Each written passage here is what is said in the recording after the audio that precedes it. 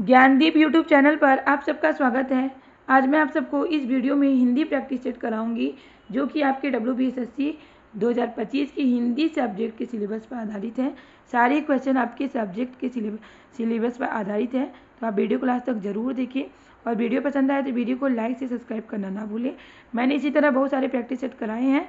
अगर आप सारी वीडियो नहीं देख पाए हैं तो लिंक मैंने दे दिया, आप देख सकते हैं या प्लेलिस्ट में जाके भी देख सकते हैं। तो चलिए देखते हैं क्या है क्वेश्चन नंबर 1 है, आचार्य रामचंद्र शुक्ल ने द्वितीय उत्थान का समय कब से कब तक माना है। तो आचार्य रामचंद्र शुक्ल जी ने द्वितीय उत्थान का समय कब से माना है, तो कब से कब तक माना है, 1893 से 1918 ईस्वी तक माना है। नागरी प्रचारी सभा की स्थापना कब हुई थी, तो नागरी प्रचारी जो सभा है इसकी स्थापना 1893 ईस्वी में ही हुई थी। नागरी प्रचारी सभा की स्थापना कब हुई थी, 1893। हिंदी शब्द सागर का प्रकाशन किस संस्था ने किया था, तो हिंदी शब्द सागर जो है इसका प्रकाशन नागरी प्रचारी संस्था ने ही किया था। क्वेश्चन नंबर 4 है, यद्यपि मैं खुद उर्दू का बड़ा पक्षपाती हूँ लेकिन मेरे विचार में हिंदी को विभाषा या बोली कहना उचित नहीं है। तो यह किसका कथन है, तो ये किसका कथन है, ये गारसादा तासी का कथन है। किसका कथन है, गारसादा तासी का। क्वेश्चन नंबर 5 है, आचार्य रामचंद्र शुक्ल ने प्रथम उत्थान, देखिए ऊपर में द्वितीय स्थान के बारे में पूछा गया था कि समय कब से कब तक है, तो 1893 से द्वितीय स्थान का जो समय है 1893 से 1918 था, और प्रथम उत्थान का जो समय है इसका समय है 1868 से 1893 से तक। प्रथम उत्थान का समय क्या है, 1868 से 1893 ईस्वी तक। पुस्तक जलहड़ हस्त दिए चली गज्जन निपकाज, तो ये जलहड़ को कौन सी पुस्तक देने का उल्लेख है इस पंक्ति में, तो कौन सी पुस्तक, ये जो पृथ्वीराज रासो पुस्तक है चंद्रवरदाई जी के द्वारा लिखा गई पुस्तक है, इसी पुस्तक को देने का बात किया गया। जलहड़ जो थे और चंद्रवरदाई के क्या थे, पुत्र थे। पुस्तक जलहड़ हस्त दिए चली गज्जन निपकाज। 12 बरस, क्वेश्चन नंबर 7 है, 12 बरस लो कुकर जीवे अरु 13 लो जिए सियार बरस 18 छत्री जीवे आगे जीवे को धिक्कार। तो ये जो पंक्ति है किस विधा की रचना है, तो सबसे पहले जानते हैं पंक्ति किस रचना से ली गई है। परमाल रासो से पंक्ति ली गई है। परमाल रासो का रचनाकार कौन है, जगनिक है। तो ये जगनिक परमाल जो रासो है क्या है, आला खंड है, तो यानी ये आला विधा से ली गई रचना है। और परमाल रासो के रचनाकार कौन है, ऐसे क्वेश्चन भी पूछे जाते हैं। परमाल रासो के रचनाकार कौन है, जगनिक है। राजमती से रूठकर बिसलदेव ने बिसलदेव कहाँ गए थे, तो राजमती से रूठकर बिसलदेव उड़ीसा गए थे। क्वेश्चन नंबर 9 है, रामचंद्रिका में कुल कितने सर्ग हैं, रामचंद्रिका में कुल 39 सर्ग हैं। कितने, रामचंद्रिका पहले जान लेते हैं किसके द्वारा लिखी गई रचना है, केशवदास के द्वारा लिखी गई ये रचना है रामचंद्रिका। और इसमें कितने सर्ग हैं, इसमें 39 सर्ग हैं। और ये केशवदास जी जो हैं ये रीतिकाल के कवि हैं। रीतिकाल के रीतिबद्ध काव्यधारा के प्रतिनिधि कवि हैं। रीतिकाल को 3 काव्यधारा में बांटा गया है, जिसमें केशवदास जी जो हैं रीतिकाल की रीतिबद्ध काव्यधारा के कवि हैं। रीतिकाल के जो 3 काव्यधारा हैं, कौन किसी काव्यधारा के कवि हैं, ऐसे क्वेश्चन पूछे जाते हैं। तो रीतिकाल पर मैंने जो वीडियो बनाया है मैंने तीनों काव्यधारा पर चर्चा किया है, तो आप वीडियो देख सकते हैं। क्वेश्चन नंबर 10 है, अष्टयाम नामक पुस्तक में किसकी दिनचर्या का वर्णन है। अष्टयाम जो पुस्तक है इसमें किसकी दिनचर्या का वर्णन किया गया है, तो राधा कृष्ण की दिनचर्या का वर्णन किया गया है। क्वेश्चन नंबर 11 है, सिकंदर लोदी ने किसके कहने पर कबीरदास जी को जंजीर में बांधकर गंगा में डुबाया था। तो किसके कहने पर कबीरदास जी को जंजीर में बांधकर गंगा में डुबाया था, तो शेख तकी के कहने पर ऐसा काम किया गया था। क्वेश्चन नंबर 12 है, हिंदी भाषा में रचना करने पर किस सूफी कवि को मुसलमानों का उपलब्ध सुनने को मिला था। तो हिंदी भाषा में ऐसे कौन से कवि हैं जिन्होंने हिंदी भाषा में रचना करने पर उन्हें मुसलमानों का उपालंब सुनने को मिला था, तो कौन से रचनाकार हैं, तो नूर मोहम्मद हैं। इन्होंने ही क्या हिंदी भाषा में जो रचना की थी, हिंदी भाषा में रचना की, इसीलिए इन्हें मुसलमानों का उपालंब सुनने को मिला था। तो इनकी रचना जो है क्या है, अनुराग बासरी इनकी रचना है, किसकी, नूर मोहम्मद जी की। क्वेश्चन नंबर 13 है, 84 वैष्णवन की वार्ता 252 वैष्णव की वार्ता क्वेश्चन पूछे जाते हैं एग्जाम में। तो 84 वैष्णवन की वार्ता का संबंध किस संप्रदाय से है, तो किस संप्रदाय से इसका संबंध, वल्लभ संप्रदाय से है। किस संप्रदाय से है? वल्लभ संप्रदाय से। भ्रमर गीत प्रसंग का प्रतिपाद्य क्या है? भ्रमर गीत के रचनाकार कौन है? सूरदास जी हैं। इसमें गोपियों का और जो उद्धव जी का जो संवाद है उसी को दिखाया गया है। तो भ्रमर गीत सूरदास जी की रचना है। तो इसका प्रतिपाद्य क्या है? इसका प्रतिपाद्य है कि इसमें सगुण भक्ति की महिमा व निर्गुण का खंडन किया था। तो उद्धव जो निर्गुण भक्ति की सीख लेकर आए थे गोपियों के पास, तो उन्होंने उसको ठुकराया और सगुण भक्ति की महिमा को बताया और निर्गुण का क्या किया? खंडन किया। तो यही इस भ्रमर गीत प्रसंग का प्रतिपाद्य है। क्वेश्चन नंबर 15 है, रामानंद ने किस पुस्तक में अपनी पूरी गुरु परंपरा का उल्लेख किया है? तो इनकी ऐसी कौन सी पुस्तक है जिसमें पूरी गुरु परंपरा का उल्लेख किया गया है? तो रामार्जन पद्धति जो इनकी पुस्तक है, इसमें पूरी गुरु परंपरा का उल्लेख किया गया है। क्वेश्चन नंबर 16 है, मृगावती जो कि सूफी काव्य की रचना है और इसके रचनाकार कौन है? कुतुबन। इसके रचनाकार कौन है? कुतुबन, जो कि सूफी कवि है। क्वेश्चन नंबर 17 है, रामानुज के श्री संप्रदाय में किसकी उपासना की जाती है? रामानुज के श्री संप्रदाय में विष्णु की उपासना की जाती है। किसकी उपासना की जाती है? विष्णु की। कयामत का वर्णन जायसी द्वारा रचित काव्य में हुआ है। किस काव्य में? जायसी, मलिक मोहम्मद जायसी की जो रचना है। कौन सा ऐसा काव्य है जिसमें कयामत का वर्णन है? तो अखरावट में या आखिरी कलाम में या पद्मावत में? तो आखिरी कलाम जो इनकी रचना है इसी में कयामत का वर्णन किया गया है। पद्मावत भी इनकी रचना है। पद्मावत को हिंदी का प्रथम बड़ा महाकाव्य माना जाता है। पद्मावत से एग्जाम में क्वेश्चन पूछा जाता है कि किस विधा की रचना है? तो महाकाव्य विधा की रचना है। और हिंदी का प्रथम बड़ा महाकाव्य, हिंदी का प्रथम महाकाव्य है पृथ्वीराज आसो, जो कि चंद्रवरदाय की रचना है। और बड़ा महाकाव्य जो है पद्मावत है, जो कि मलिक मोहम्मद जायसी की रचना है। मलिक मोहम्मद जायसी जो है वो सूफी काव्यधारा के प्रतिनिधि कवि हैं, भक्ति काल के निर्गुण काव्यधारा के। क्वेश्चन नंबर 19 है, मोहिका हसीसी की कोराही किसने किससे कहा है? तो ये जायसी ने शेरशाह से कहा है। किसने किससे कहा है? जायसी ने शेरशाह से कहा है। क्वेश्चन नंबर 20 है कि शिवा को बखानो की बखानो छत्रसाल को इंपॉर्टेंट पंक्ति है, कई बार एग्जाम में पूछा जा चुका है। तो यहाँ पे शिवा को बखानो की बखानो छत्रसाल को, तो यहाँ शिवा का अर्थ क्या है? यहाँ शिवा का अर्थ है शिवाजी, यानी शिवाजी के बारे में कहा गया है यहाँ पे। तो ये शिवा को बखानो या बखानो छत्रसाल को किसके द्वारा कही गई पंक्ति है? भूषण जी के द्वारा कही गई पंक्ति है। क्वेश्चन नंबर 21 है, सतसह्या की दोहरी जो नावक के तीर। तो यहाँ नावक का अर्थ क्या है? यहाँ नावक का अर्थ है वहेलिया। बिहारी सतसही यानी बिहारी जी के सतसही से ली गई पंक्ति है। तो ये नावक का अर्थ क्या है? यहाँ पे वहेलिया है। क्वेश्चन नंबर 22 है, इनमें से कौन सा ग्रंथ चंद्रलोक की छाया है? तो कौन सा ग्रंथ ऐसा है जो कि चंद्रलोक की छाया है? भाषा भूषण ग्रंथ जो है वो चंद्रलोक की छाया है, जो कि भूषण जी की रचना है। क्वेश्चन नंबर 23 है, यद्यपि सुजाति सुलक्षणी सुबरन सरन सुवृत भूषण बिनु न विराजही कविता वनिता मित। कविता की यह परिभाषा किसकी है? तो केशवदास जी के द्वारा ये परिभाषा दी गई है कविता की। क्वेश्चन नंबर 22 है, अभिधा उत्तम काव्य है, मध्य लक्षणा लीन, अधम व्यंजना रस विरस उल्टी कहत नवीन। किसका कथन है? देव जी का कथन है, जो कि रीतिकाल के कवि हैं। क्वेश्चन नंबर 25 है, उत्तर भारत में राम भक्ति के प्रवर्तन का मुख्य श्रेय किसे जाता है? उत्तर भारत में राम भक्ति के प्रवर्तन का मुख्य श्रेय स्वामी रामानंद को जाता है। क्वेश्चन नंबर 26 है, हिंदी नई चाल में ढली। तो ये किसके द्वारा कही गई पंक्ति है? भारतेंदु जी के द्वारा कही गई पंक्ति है, जो कि भारतेंदु युग के प्रतिनिधि कवि हैं। तो इनके किस पुस्तक से ली गई पंक्ति है? काल चक्र जिनकी पुस्तक है, इसी से ली गई पंक्ति है। क्वेश्चन नंबर 27 है, घूरे को लता बीने कनातन के डोल बांधे। ये जैसा शीर्षक किस लेखक ने दिया है? तो ये किस लेखक ने दिया है? प्रताप नारायण मिश्र जी ने दिया है। क्वेश्चन नंबर 28 है, दिवस का अवसान समीप था, गगन था कुछ लोहित हो चला, तरु शिखर पर थी अबराजती कमलिनी कुल बल्लभ की प्रभा। तो काव्य पंक्तियों का संबंध किससे है? प्रिय प्रवास से ली गई पंक्ति है। और प्रिय प्रवास किसकी रचना है? हरिओद जी की रचना है। अयोध्या सिंह उपाध्याय हरिओद इनका पूरा नाम है। और प्रिय प्रवास जो है खड़ी बोली का प्रथम महाकाव्य माना जाता है। क्वेश्चन पूछा जाता है खड़ी बोली का प्रथम महाकाव्य क्या है? प्रिय प्रवास, जो कि अयोध्या सिंह उपाध्याय की रचना है। इसमें कितने सर्ग है भी क्वेश्चन पूछे जाते हैं? तो 17 सर्ग है इसमें। क्वेश्चन नंबर 29 है 8 मास बीते जजमान अब तो करो दक्षिणा दान। ये भी इंपॉर्टेंट पंक्ति है, कई बार पूछा जा चुका है एग्जाम में। तो 8 मास बीते जजमान अब तो करो दक्षिणा दान, प्रताप नारायण मिश्र जी के द्वारा कही गई ये पंक्ति है।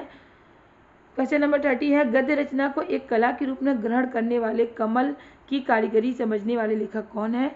तो कौन है ये? तो बद्री नारायण चौधरी प्रेमघन। क्वेश्चन पूछा जाता है एग्जाम में, प्रेमघन का पूरा नाम क्या है?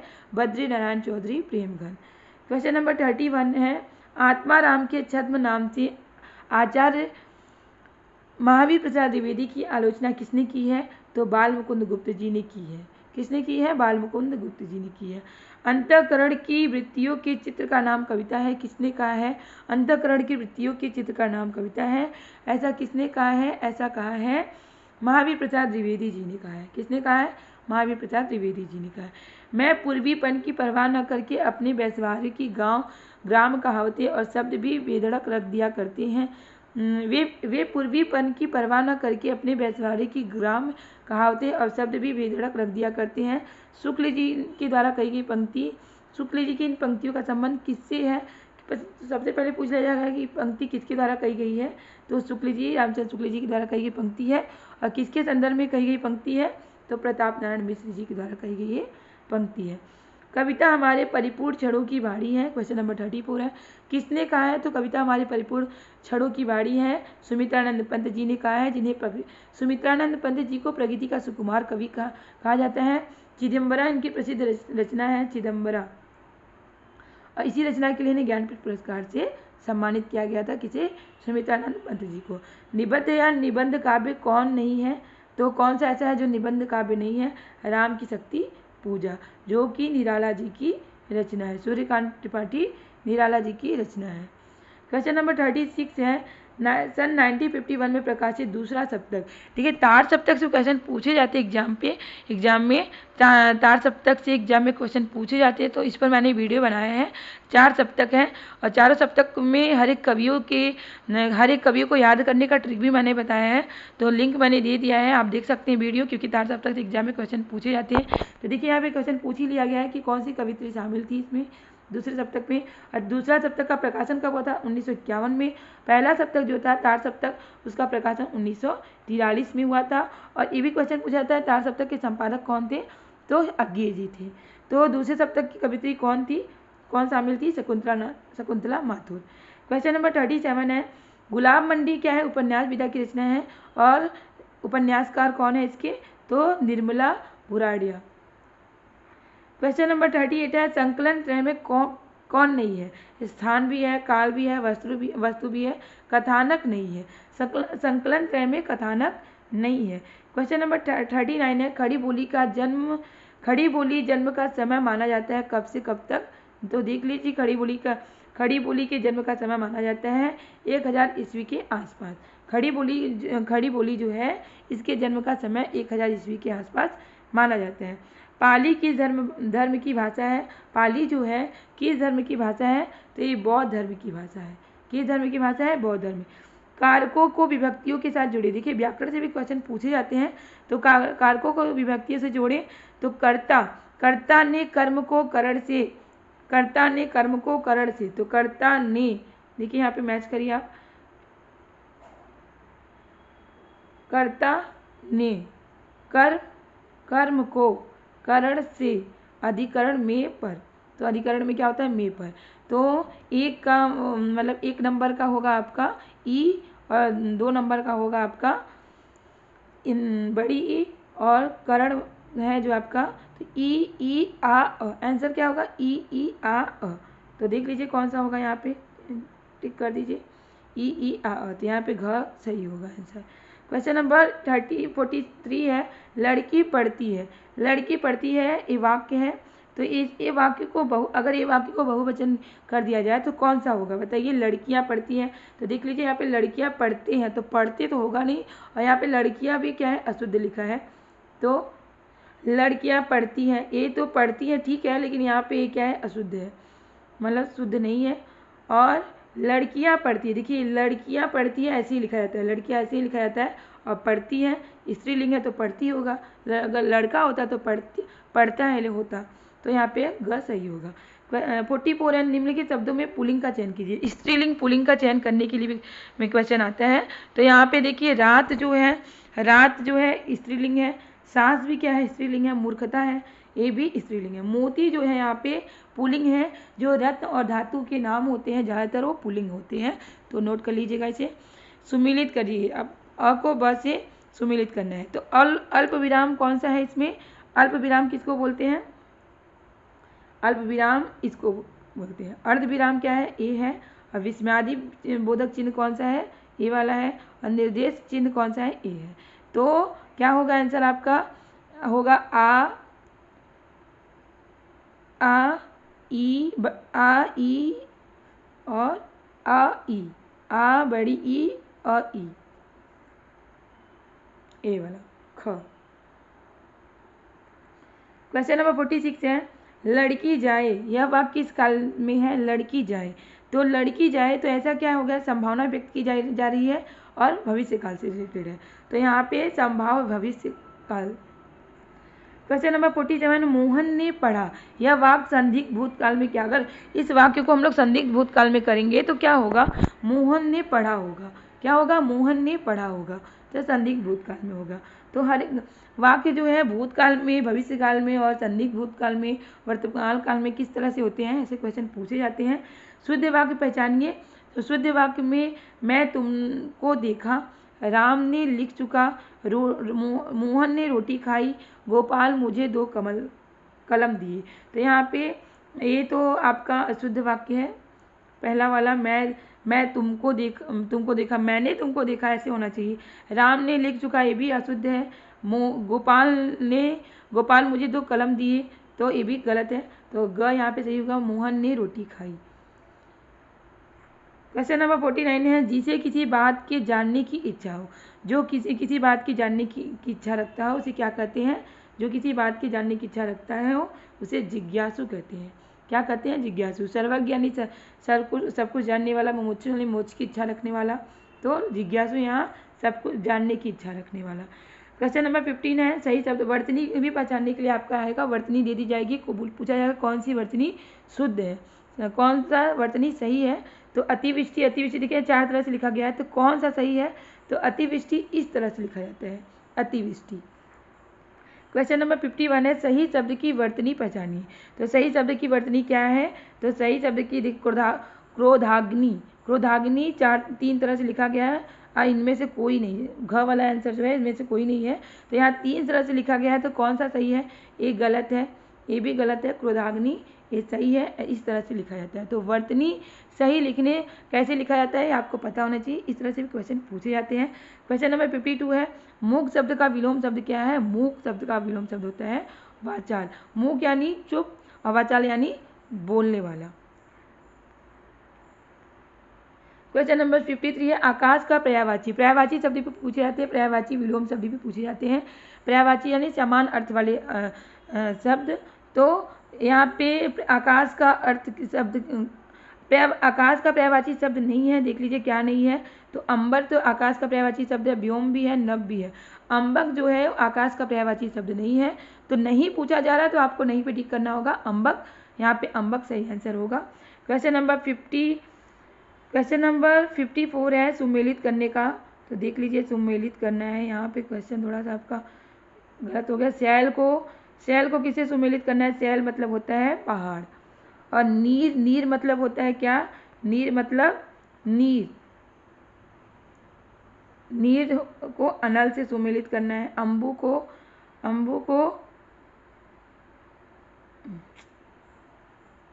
नीर, शैल को पहाड़ से सुमेलित करना है, और सदन को जो है गे से सुमेलित करना है, और पावक को अनल को पावक से, और अंबु को नीर से। तो इस तरह से आप सुमेलित कर लीजिएगा इसको। देखिए ये भी सुमेलित करने का है, किससे टांग अड़ाने का अर्थ है कि अड़चन डालना। आग में घी डालने का अर्थ है कि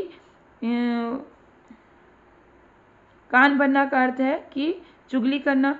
दाल ना गलने का मतलब होता है